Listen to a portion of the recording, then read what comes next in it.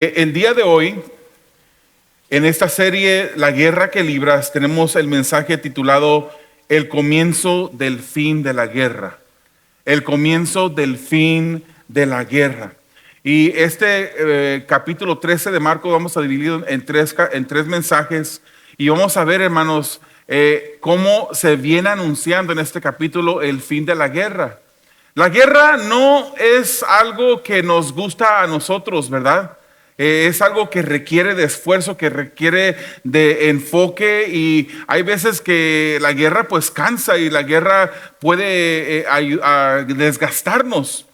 Pero la palabra del Señor anuncia que esta guerra que estamos librando en este momento un día terminará. Y que el enemigo de nuestras vidas un día será desaparecido por completo. Hoy en día, hermanos, antes de venir a Cristo vivíamos bajo el control del pecado.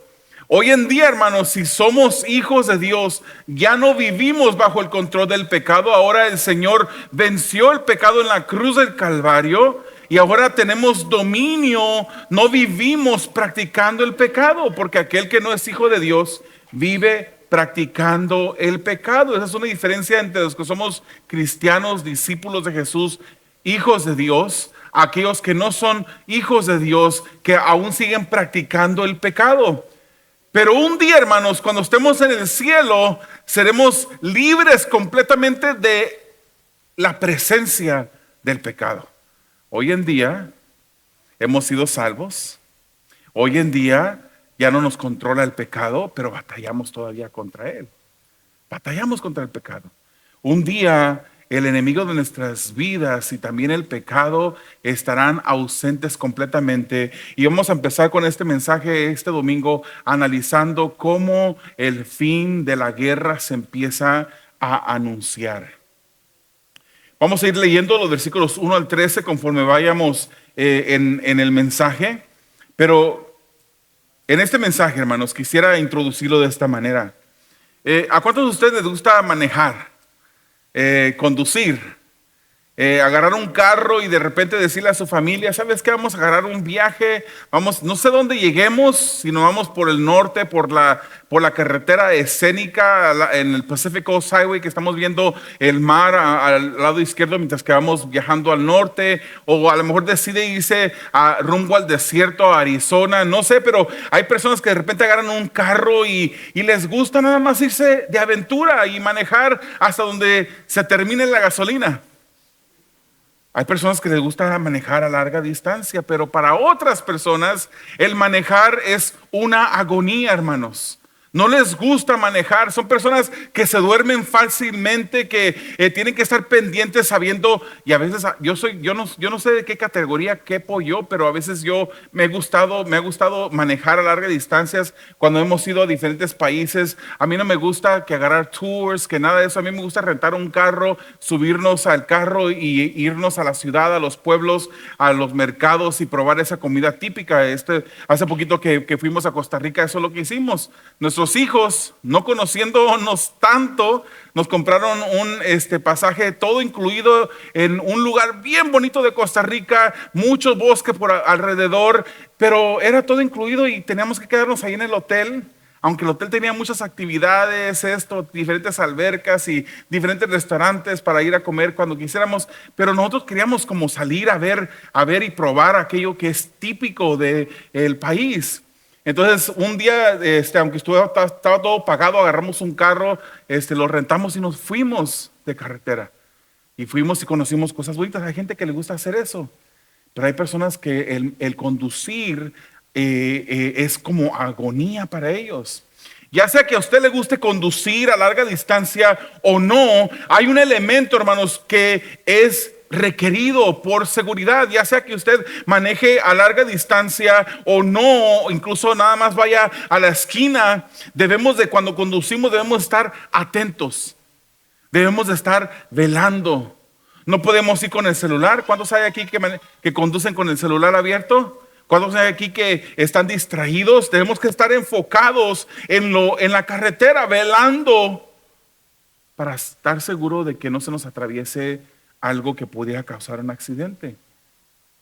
Hay diferentes cosas que nos ayudan a mantenernos despiertos, ¿verdad? Algunos de ustedes usan agua, están tomando agua constantemente. Algunos no quieren tomar agua porque dicen, entonces me voy a tener que bajar múltiples veces a usar el baño. Hay personas que compran semillas de girasol, creo que se llaman, ¿verdad? Sunflower seeds, semillas de girasol, y ya están, ahí están comiendo y comiendo con un vasito para los desechos. Hay gente que agarra café, hay gente que necesita de un copiloto que vaya hablándoles y haciéndoles preguntas, manteniéndolos despiertos. Pero hermanos, Marcos 13 es un capítulo en donde el Señor Jesús nos invita a estar velando. Nos invita a estar atentos, enfocados en el camino donde vamos transitando. Él usa esta palabra repetidamente. Miren, estén listos, tengan cuidado, pongan atención, dice el Señor Jesucristo. El enemigo, contrario a Jesús, quiere que nos dormamos, quiere que estemos tranquilos, quiere que no nos ejercitemos, que no levantemos las armas de guerras espirituales que el Señor nos ha dado. Pero el Señor nos dice en el capítulo 13, versículos 5, 23 y 13, Él usa la palabra miren. En el versículo 7 dice no se alarmen. En el 13 dice perseveren. En el 18 y el 33 dice oren. En el versículo 9, el versículo 33, 35 y 37 de este capítulo dice alertas, estén velando. Buzos, dicen por ahí en un lugar en México. Buzos. No sé dónde lo agarré eso, pero me vino a la mente.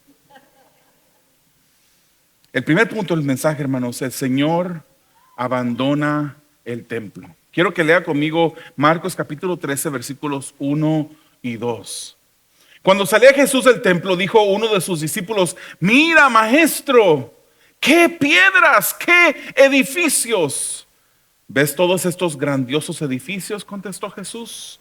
No quedará piedra sobre piedra, pues todo será derribado. No quedará piedra sobre piedra, pues todo será derribado. Después, hermanos, de múltiples enfrentamientos con los religiosos en el templo, entre Jesús y los religiosos, el Señor Jesús sale del templo. Si usted lee el contexto de este capítulo 3, usted se va al 12 y hubieron diferentes grupos que se acercaban a Jesús. Vinieron los fariseos, vinieron los escribas, los saduceos, vinieron hasta personas de parte del gobierno y preguntaban a Jesús diferentes preguntas para tratarlo de hacer tropezar, para tratar de encontrar algo como acusar a Jesús.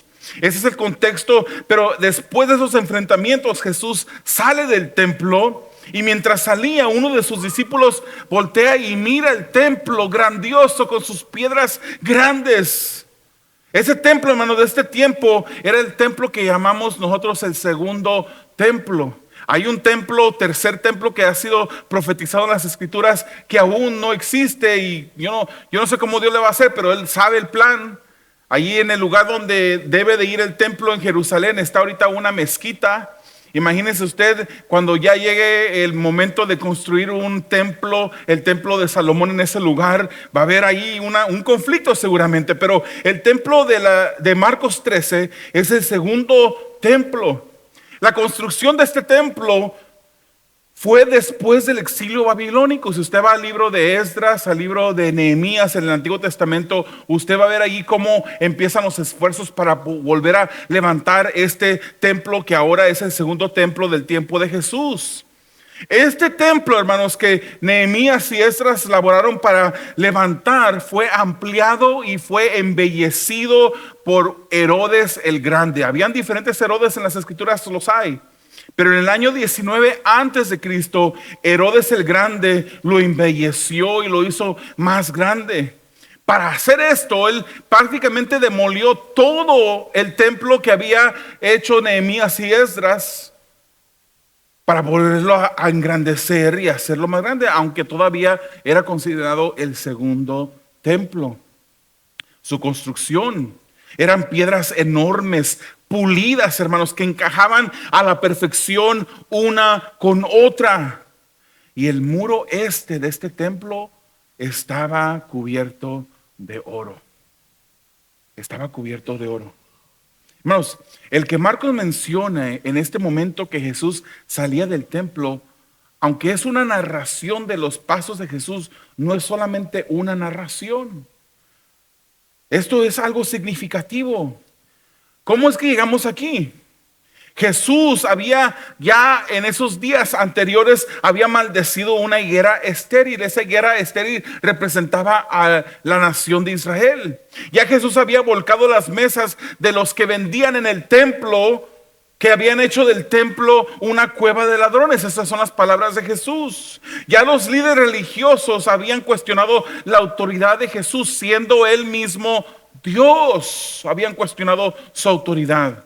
Luego, con la parábola de los labradores malvados, Jesucristo les imputó a estos líderes religiosos su deseo de quedarse con la viña que no les pertenecía a ellos, sino al Padre. E incluso les profetizó cómo ellos iban a querer matar al Hijo del Padre para poder quedarse con la viña y hacer de ese hijo a un lado. Con una trampa, que se acercaron a él a preguntarle juntamente con el gobierno romano, o representantes del gobierno romano le preguntaron: ¿es lícito pagar los impuestos? El Señor manda a llamar, a pedir una moneda, y les dice: ¿qué inscripción vemos en esta moneda? La de César. Y Jesús les contesta: pues dele a César lo que es de César, y a Dios lo que es de Dios. A César paguen los impuestos. Ahí está la figura de César en la moneda. Paguen impuestos. Pero a Dios denle lo que es de Dios. ¿Se da cuenta de lo que está diciendo ahí Jesús? Hermanos, nosotros todos los humanos han sido creados a la imagen de Dios. Mientras en la moneda está la imagen de César, y Jesús le dice: paguen a César lo que es de César. Jesús les está diciendo a estos líderes religiosos: la imagen del Dios vivo está en ustedes. Ustedes son la imagen de Dios. Ustedes deben de darse a Dios.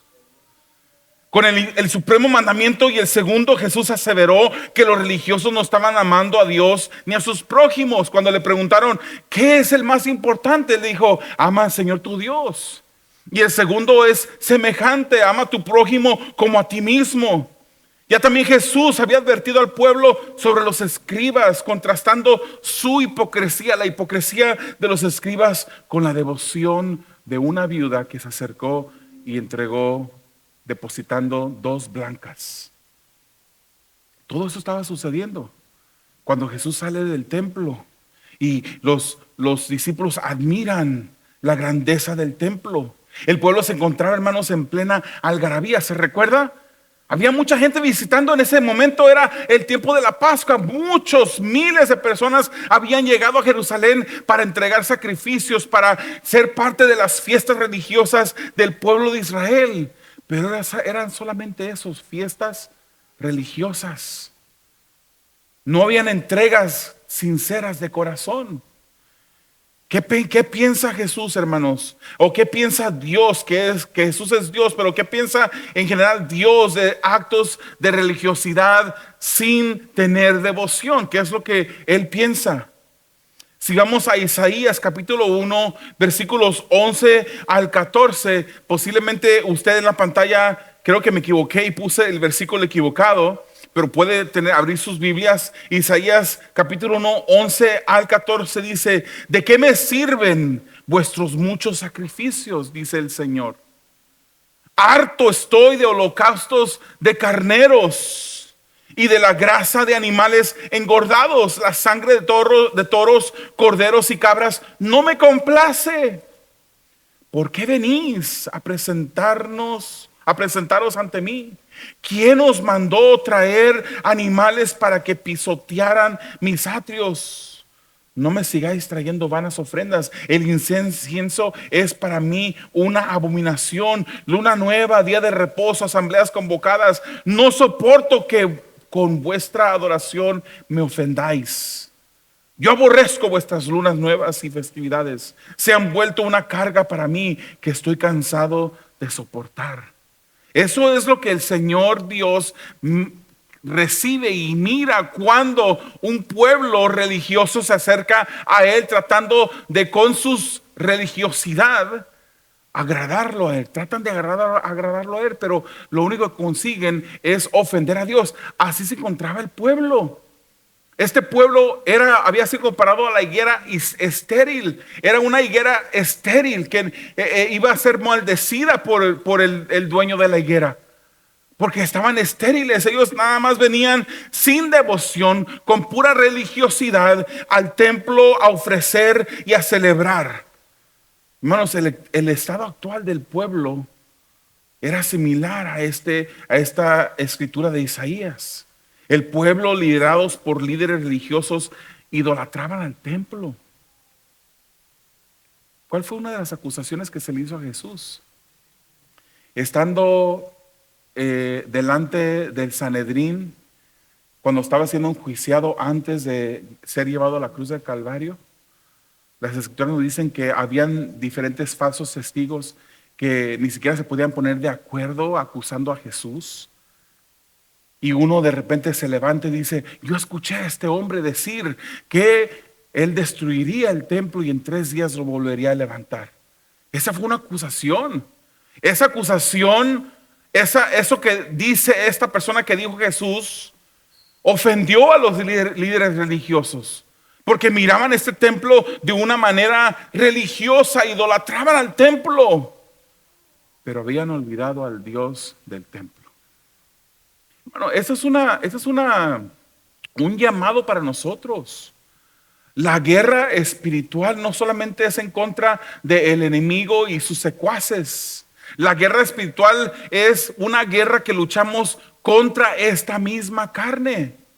Que no nos encontremos, hermanos, que venimos a la iglesia los domingos, todos los domingos, pero estamos apartados, estamos solamente siendo religiosos delante de Dios.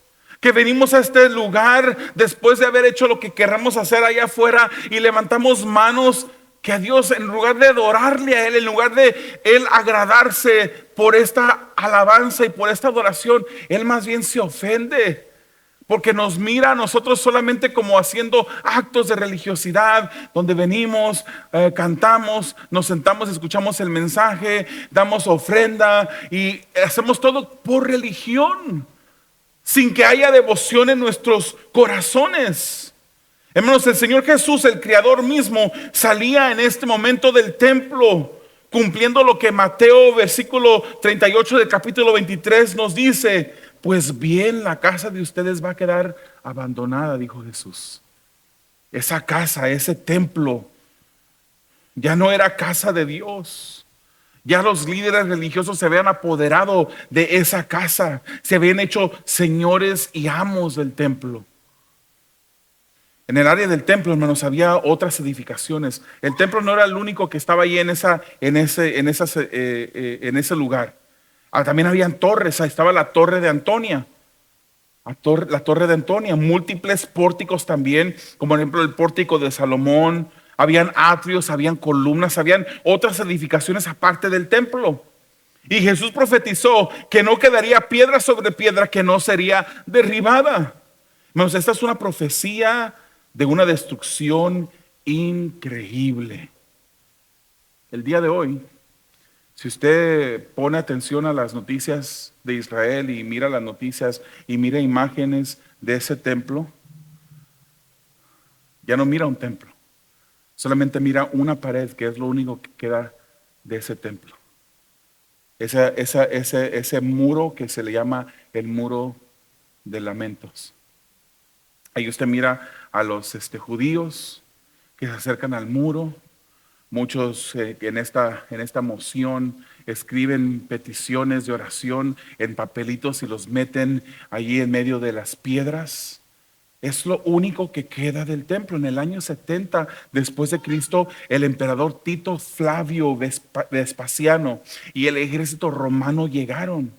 Saquearon el templo, hermanos. Se robaron el oro, incendiaron las edificaciones, arrojaron los escombros al valle de Cedrón y no quedó más que el puro muro de los lamentos.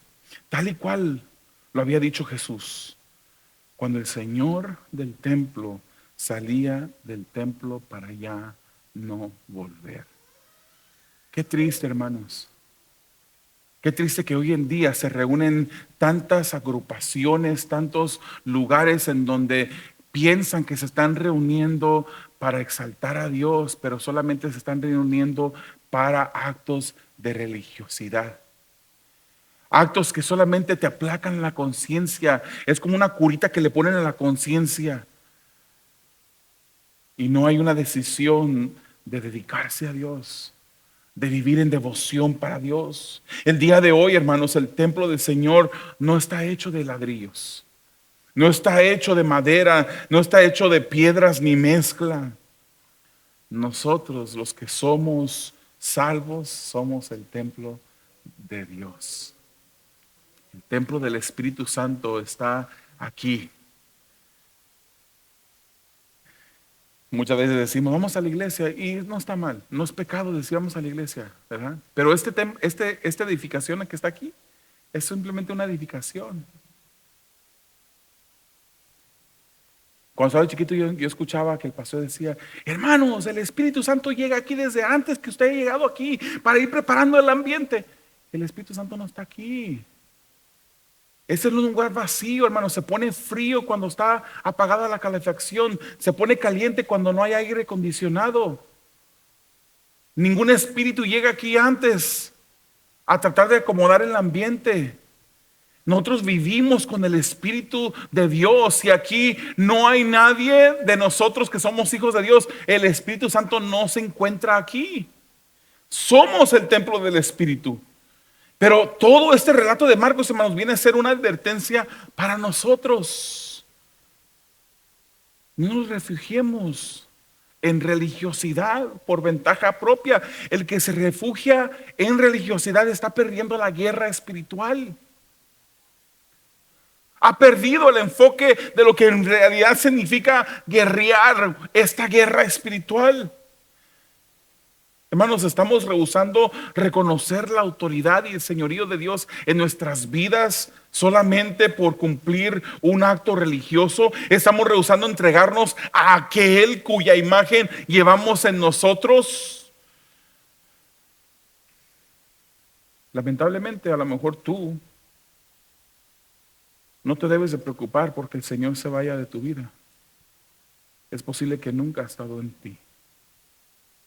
Es posible que estemos perdiendo la guerra, que estamos pensando que estamos luchando una guerra espiritual cuando no estamos dentro de la guerra.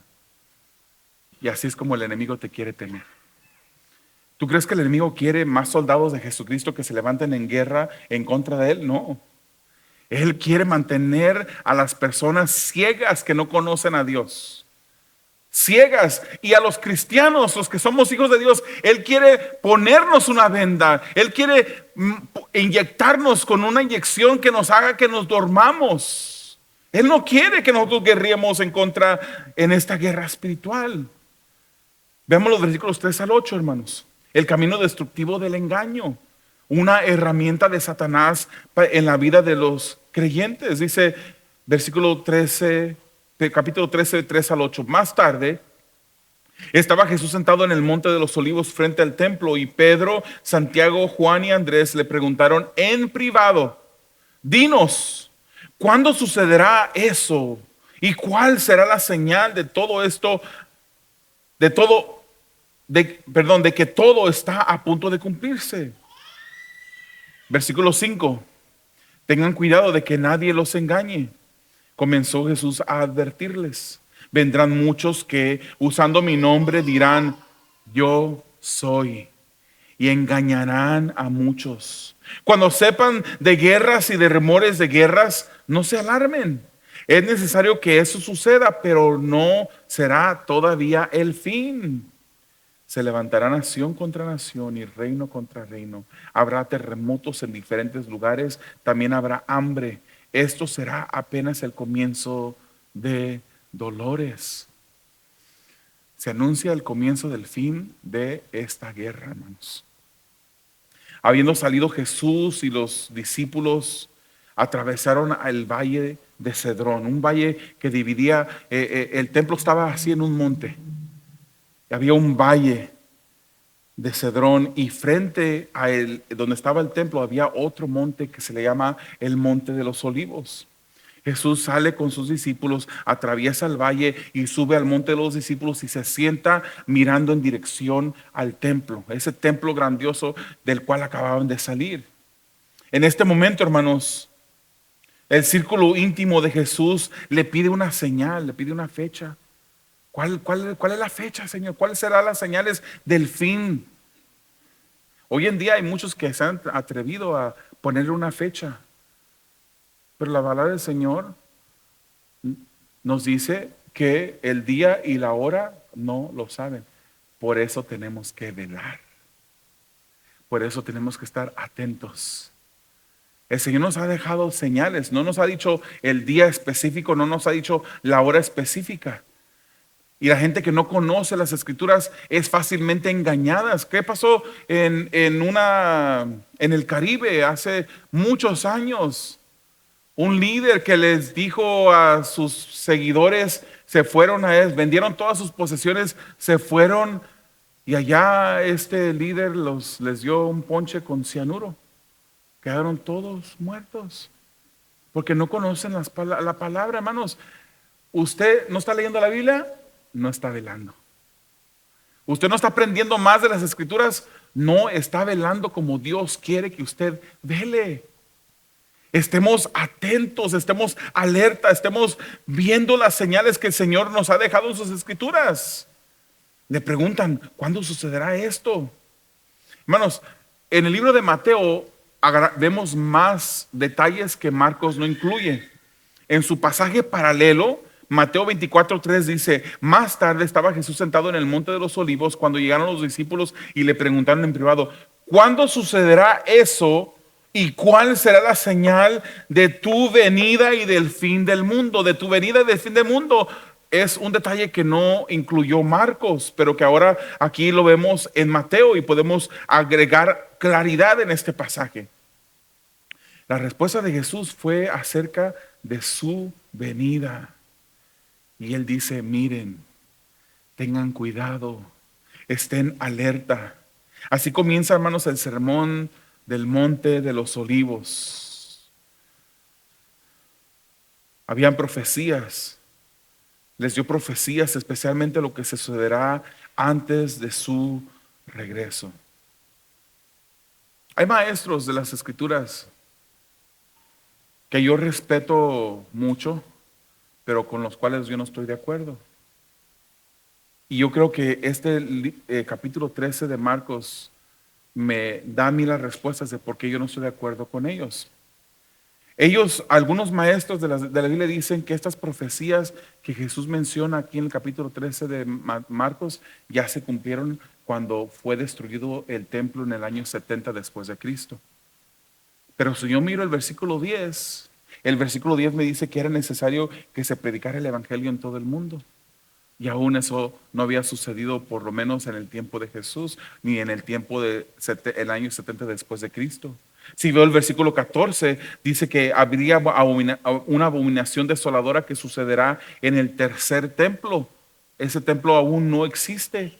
El versículo 19 nos dice que habrá tribulación cual nunca se ha visto en la tierra, una gran tribulación en la tierra. Si veo los versículos 24 al 25, nos dice que el sol se va a oscurecer y que caerán las estrellas del cielo. Si veo el versículo 30, me dicen que esto sucederá en la misma generación del regreso de Cristo. Entonces, aún estas cosas que el Señor Jesucristo está hablando en el capítulo 13 no se han cumplido por estas cosas que he mencionado. Pero Él dice: miren que nadie los vaya a engañar. Ese es el trabajo de Satanás, hermanos.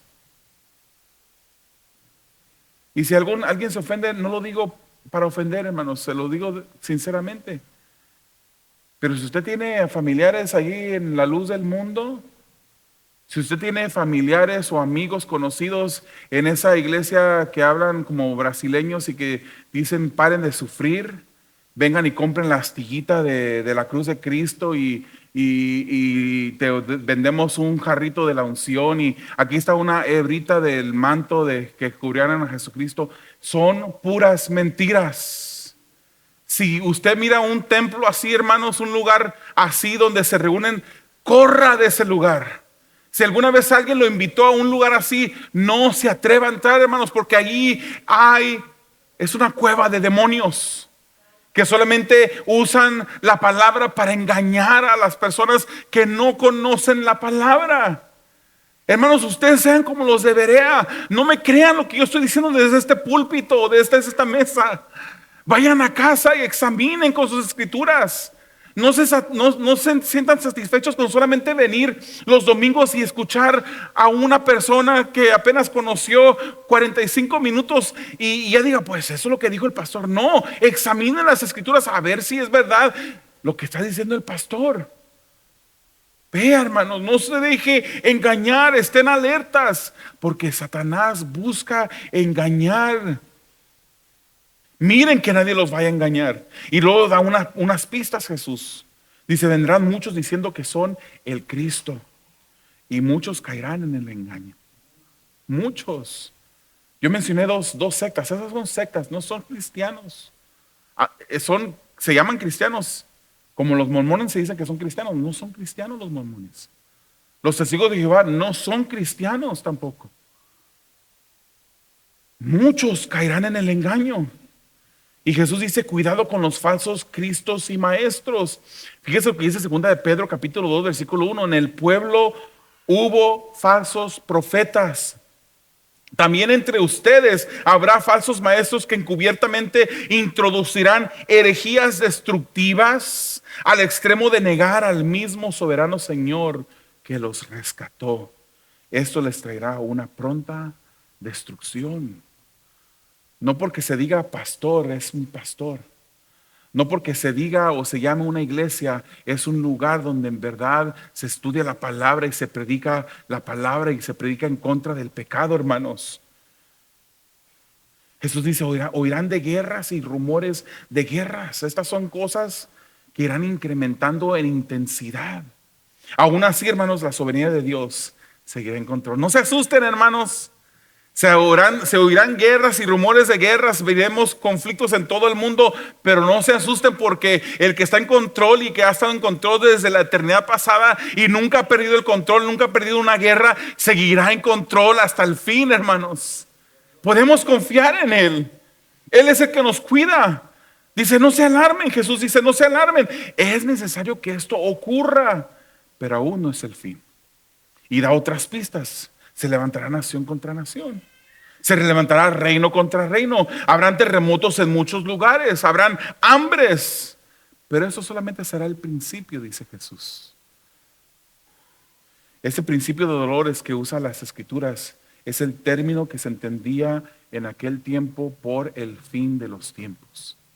Esto solamente será el fin, el principio del fin de los tiempos. Algunos serán engañados por cristos falsos, doctrinas de error. Satanás detrás de estas estará luchando en contra de la salvación para esas personas que están perdidas, queriéndolos mantener en oscuridad. Hermanos, afiancemos nuestros pasos conociendo las escrituras. Conózcanlas, conozcan las escrituras, estudien la palabra. Hágales la Biblia ese libro que usted abre continuamente. En estos días, vi un video. Yo creo que hace ya como unas 2 semanas que vi un video donde una institución cristiana hace una comedia de cómo sería un cristiano que en lugar de estar viendo el celular, tuviese su Biblia abierta estudiándola. Y se mira la imagen, se acerca en la noche ya para acostarse, está ahí con la Biblia cepillándose los dientes. Luego se mira en otro momento del día con la escritura abierta mientras que anda picando tomates y picando verdura para cocinar. Luego se mira hasta un poquito gracioso, no es nada indecente, pero también en un lugar privado donde se hacen cosas así, sentado ahí con la Biblia abierta. Qué bonito sería, hermanos, que en lugar de tener el celular abierto, consumiendo tanto tiempo de nuestras vidas, pudiéramos estar estudiando y empleando ese tiempo para leer las escrituras. De esa manera peleamos la guerra espiritual. De esa manera. Vamos a terminar el mensaje con el último punto, el final glorioso de los que están en él. Versículos 9 al 13. Dice Jesús, pero ustedes cuídense. Alerta. Buzos. Los entregarán a los tribunales y los azotarán en las sinagogas, dice Jesús. Por mi causa comparecerán ante gobernadores y reyes para dar testimonio ante ellos. Pero primero tendrá que predicarse el evangelio a todas las naciones. Y cuando los arresten, no se preocupen de antemano por lo que van a decir. Solo declaren los que les dé a decir en ese momento, porque no serán ustedes los que hablen, sino el Espíritu Santo. El hermano entregará a la muerte al hermano y el padre al hijo. Los hijos se rebelarán contra sus padres y harán que los maten. Por causa de mi nombre, todo el mundo los odiará. Todo el mundo los odiará. Pero qué maravilloso lo que dice ahí al final.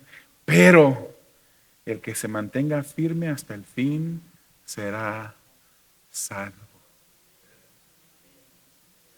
Después de todo esto que está anunciando Jesucristo que que iba a suceder, Él le dice, ustedes cuídense, ustedes estén alerta.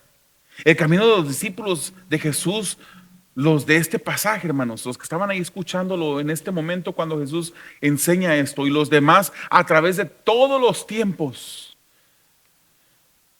han pasado por una vida de camino de sufrimiento. Nosotros estamos en la gloria, hermanos. Aquí no hay nadie que nos haya amenazado. Si entras ahí a reunirte con esos cristianos, vas a ver lo que te va a pasar. No, nadie. Tenemos libertad de culto. Hoy en día hay cristianos por los miles en África que han muerto por su fe. Nosotros estamos tranquilos. Es el momento de prepararnos. Porque yo le voy a decir una cosa, la persecución viene porque viene. ¿Quiero yo? No, yo no quiero la persecución. Pero la persecución vendrá. Y ahí es donde se va a dar cuenta usted qué tan agarrado está del Señor. O si solamente usted siguió a Jesús de lejitos, un poquito de lejos y un poquito más de lejos, solamente por satisfacer su conciencia, solamente por ir con la corriente de otras personas que estaban a su lado. Cuídense, dice Jesús. El camino de los discípulos ha sido un camino de sufrimiento. Juan 16, 2 al 3 nos dice, los expulsarán de las sinagogas y llegará el día en que cualquiera que los mate pensará que está prestando un servicio a Dios. Actuarán de este modo porque no nos han conocido ni al Padre ni a mí, dijo Jesús. Hermanos, Pablo tuvo que comparecer ante gobernantes por seguir a Jesús. Él compareció. Lea el libro de los Hechos. Él irá incrementando en intensidad la persecución, pero aún así se predicará el evangelio por todo el mundo. Ellos fueron y otros han sido entregados, han sido traicionados, han sido maltratados. Y cuando llegó el tiempo, hermanos, sucedió que el Espíritu Santo habló por ellos, como dice hoy Hechos capítulo 4, versículo 13. Dice, los gobernantes al ver la osadía con que hablaban Pedro y Juan, y al darse cuenta de que eran gente sin estudios ni preparación, quedaron asombrados y reconocieron que habían estado con Jesús. Este versículo, hermanos, a mí me llena de alegría y de tristeza. Cuando usted se junta con sus familiares y con sus amigos, ¿hay una evidencia clara de que usted ha estado con Jesús? ¿Hay una evidencia clara de que usted ha leído sus escrituras, de que ha pasado tiempo en oración con Él? ¿O con sus mismos hechos niega que usted ha hecho eso? Hermanos, Esteban fue usado por el Espíritu Santo para predicar antes de que él mismo sufrió el martirio por causa de Jesús. Por causa de Jesús, hasta los más cercanos nos persiguen y levantan mentiras en contra. Somos aborrecidos, como dice Juan 5:18. Si el mundo los aborrece, tengan presente que antes que a ustedes me aborreció a mí. Nos aborrecen, hermanos, porque aborrecen a Jesús. Por eso nos aborrecen. La guerra es real, hermanos, pero la recompensa también lo es. La recompensa dice la palabra que el que persevere hasta el fin será salvo. Y ahí mi convicción de lo que está diciendo las escrituras allí no es de que tú puedes mantener tu salvación perseverando tú. ¿Cómo es que yo en mis fuerzas físicas pudiera sostener o retener una salvación tan grande que fue obrada sobrenaturalmente por Dios? ¿Cómo? Si le fallo a cada momento. El Señor es el que nos guarda con su poder nuestra salvación. Tito 3:5 dice, Él nos salvó no por nuestras propias obras de justicia, sino por su misericordia. Nos salvó mediante el lavamiento de la regeneración y de la renovación por el Espíritu Santo. Romanos 11:6 dice, y si es por gracia, ya no es por obras. Porque en tal caso la gracia ya no sería gracia. Entonces, lo que quiere decir este versículo es que el que es verdaderamente salvo va a perseverar hasta el fin. El que persevera hasta el fin, ahí se darán cuenta ustedes, es salvo, fue salvo. El que es verdaderamente cristiano perseverará hasta el fin. El que no persevera hasta el fin nunca fue verdadero cristiano. Parecía cristiano, hablaba como cristiano, se vestía como cristiano, cargaba una Biblia debajo de su brazo como un cristiano, pero nunca fue cristiano porque no perseveró hasta el fin. Y aquel que es verdaderamente cristiano, hermanos, va a perseverar en medio de la persecución. Nuestra determinación debe de ser inquebrantable, porque nuestra esperanza está garantizada por Dios. Es necesario estar alerta, hermano. Es necesario buscar, estar preparados para el tiempo de persecución. Aun cuando unos engañados por cristos falsos que obran a través del enemigo, los seguidores reales serán salvos. Estemos alerta, cuidemos nuestra salvación con temor y temblor. O sea, se nos ha regalado algo tan maravilloso. Esforcémonos por cuidar. De nuevo, no porque podemos perder esa salvación. Pero, por ejemplo, yo siempre pongo este ejemplo. Digamos que a usted se le regaló un vaso de cristal que aparte de ser valioso, monetariamente hablando, también tiene un significado, un valor sentimental porque era de su abuelita o algo así. ¿Qué va a hacer usted con ese vaso de cristal? Ya se lo regaló, es suyo. Nadie va a venir a quitárselo, es suyo. Pero ¿qué va a hacer con eso? ¿Lo va a guardar en el garage? ¿Allá lo va a poner en el piso por algún lado? ¿Lo va a usar para nivelar una mesa que está un poquito desnivelada? No, usted la va a cuidar. Usted la va a agarrar. Si tiene ya hoy en día no se usan vitrinas. Y si tiene una vitrina, sígalo usando, hermano. No se salga de su vitrina. Pero yo me recuerdo, mi abuelita tenía una vitrina. Y dentro de esa vitrina ella tenía su loza más cuidada. Nunca comí yo en esa loza. Ahí se quedó atrás de la vitrina. Pero si usted tuviera una vitrina, usted agarraría ese vaso de cristal y usted abre la vitrina y lo coloca dentro de la vitrina. Usted cuida algo tan valioso. ¿Cómo cuidamos nuestra salvación? Una salvación que no podemos perder, pero debemos de cuidarla. ¿Cómo? Preparándonos, estando alerta. El tiempo del fin se acerca.